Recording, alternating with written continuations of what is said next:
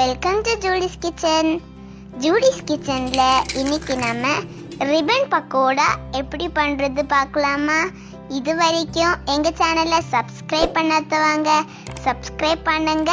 அப்படியே பக்கத்துல இருக்க பெல் பட்டனையும் கிளிக் பண்ணுங்க.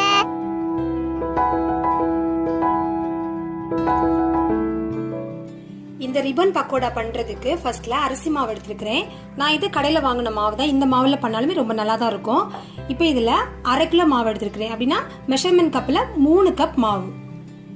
அதே கப் அளவுலயே 1/2 கப் பொட்டுக்கடலை மாவு. பொட்டுக்கடலை நல்லா பொடிச்சு சலிச்சு எடுத்து வச்சிருக்கிறேன். 1/4 கப் உளுத்த மாவு, 1 டேபிள் ஸ்பூன் ஜீரகம், 1 டேபிள் ஸ்பூன் மிளகாய் தூள்.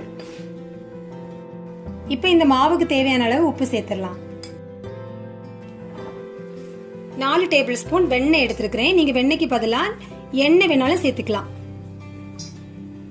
இப்போ இது எல்லாத்தையுமே தண்ணி ஃபர்ஸ்ட்ல சேர்க்காம நல்லா ஒரு வாட்டி மிக்ஸ் பண்ணி விட்டுடலாம். இப்போ இந்த மாதிரி நல்லா மிக்ஸ் பண்ணிட்டு கொஞ்சம் கொஞ்சமா தண்ணி சேர்த்து இந்த மாவை பிசைஞ்சிடலாம்.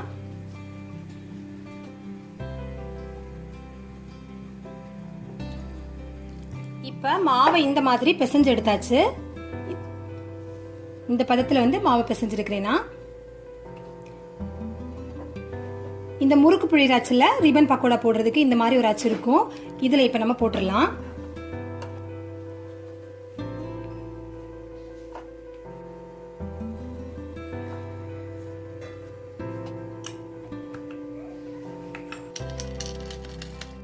இப்ப எண்ணெய் நல்ல சூடா இருக்குது. இந்த ரிப்பன் பக்கோடா பண்றப்ப எண்ணெய் நல்ல சூடா இருக்கணும். அதே மாதிரி அடுப்பையும் நீங்க பொரிக்கிற வரைக்கும் கடைசி வரைக்குமே ஹை ஃப்ளேம்ல வச்சு பொரிச்சிடுங்க.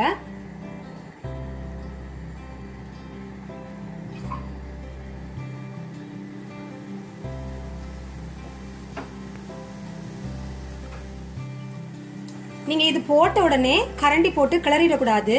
நல்லா அது ஃப்ரை ஆக விடணும். நல்லா ஃப்ரை ஆகி வந்ததுக்கு பிறகு அப்புறமா நம்ம இந்த மாதிரி திருப்பி ஒரு வாட்டி போட்டுக்கலாம்.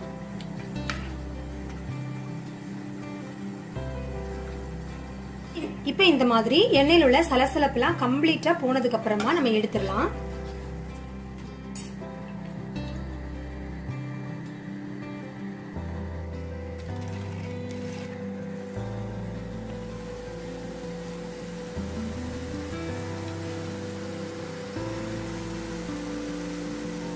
இப்போ நம்மளுடைய ரிப்பன் பக்கோடா சூப்பரா ரெடியா இருக்குது.